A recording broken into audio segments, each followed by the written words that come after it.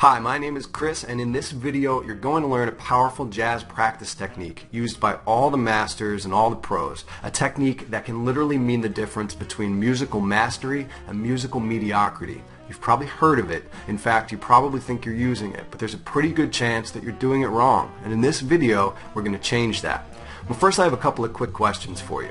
Now, are there any areas of music that you perpetually struggle with, like a certain tune or a certain meter or melody, a form, a solo, a concept, anything?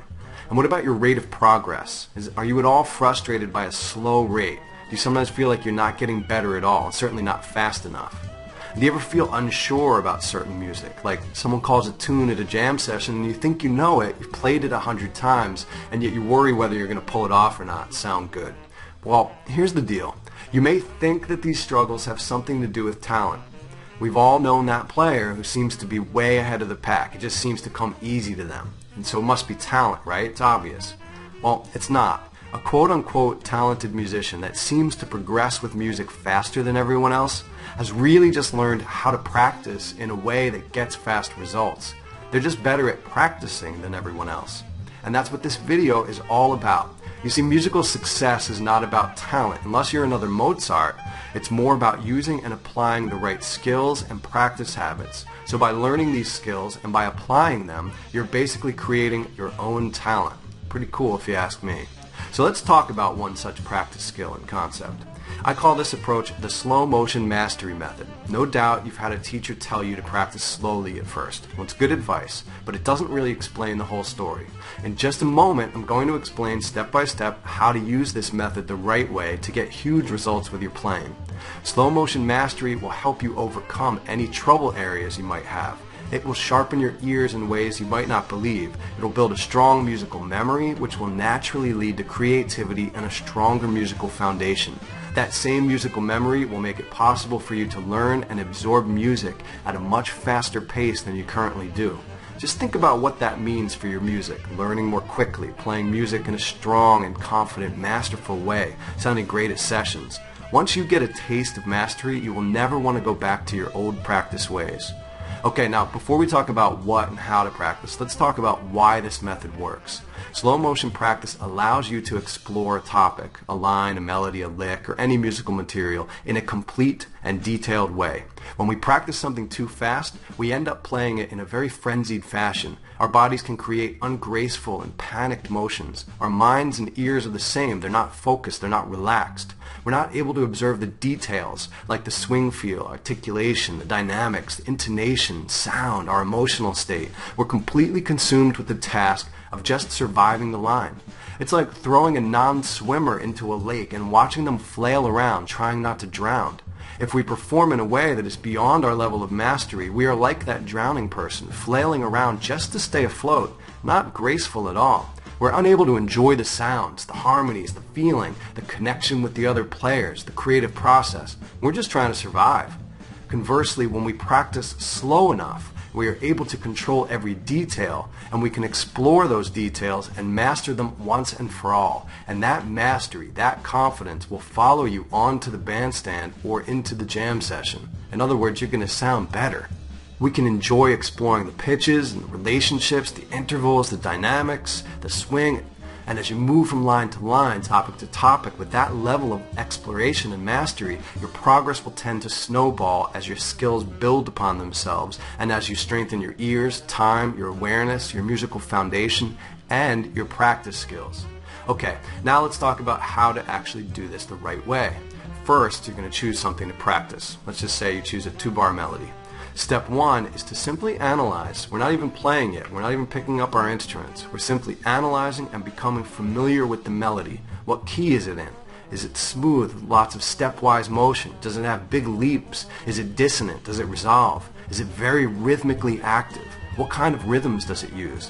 What's the vibe of the line? Is it a sweet, loving ballad, or is it a ripping bebop line? Is it angry, happy, funny, sad? Don't skip this step. Most everyone does, but the more you know about a melody, the more quickly you can learn it and absorb it. Now, step 2 is to slowly pick the melody out on your instrument. Ideally, you can listen to the melody like a recording many times until you absorb that sound by ear. But either way, at this point, one by one, find the pitches on your instrument. Once you have those pitches, you can practice that melody over and over out of time using just whole notes, for instance, until the pitch sequence just plays itself. Next, you're going to count through and figure out the rhythms if they're complicated. And then once you have that, you're going to slow the tempo down to a point where you can actually control and execute every single rhythm and every pitch. And I mean really slow, not 20 clicks down. I'm talking if the melody was at quarter note equals 120, you might take it all the way down to quarter note equals 40 or 50.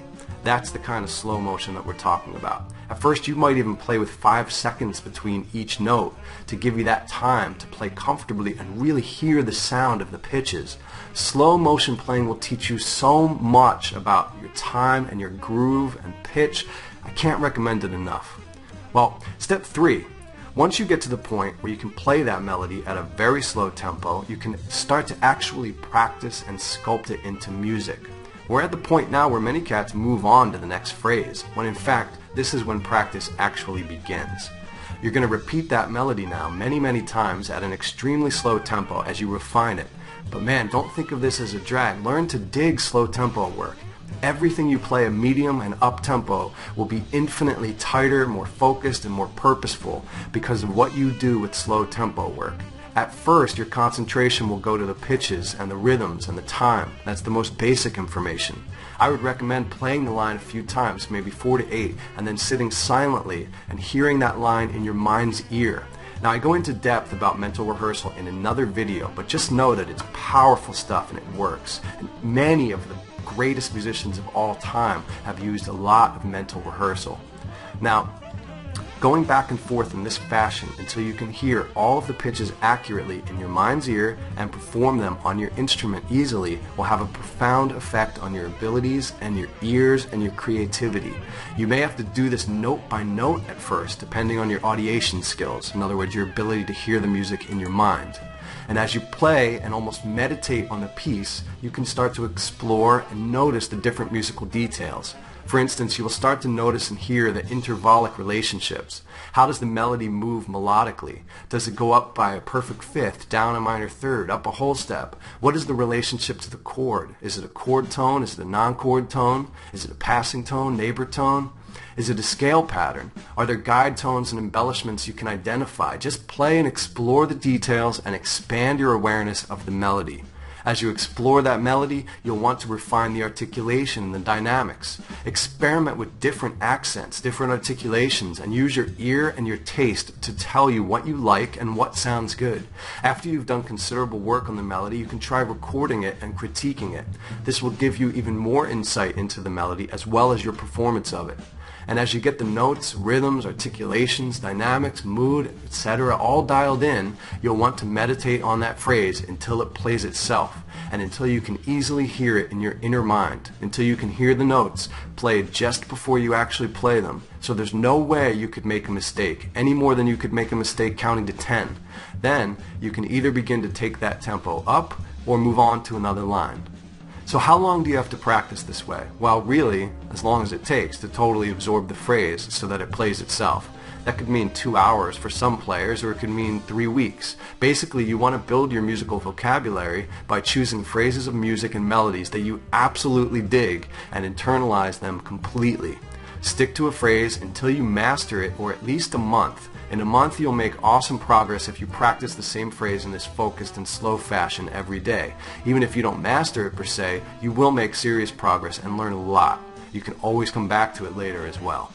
So what do you need to get started? Obviously, you just need your instrument and something to practice. A line, a rhythm, a groove, a melody. Take the first 2 bars of a standard, maybe a favorite phrase from a Miles Davis solo or a killing phrase from a bebop head.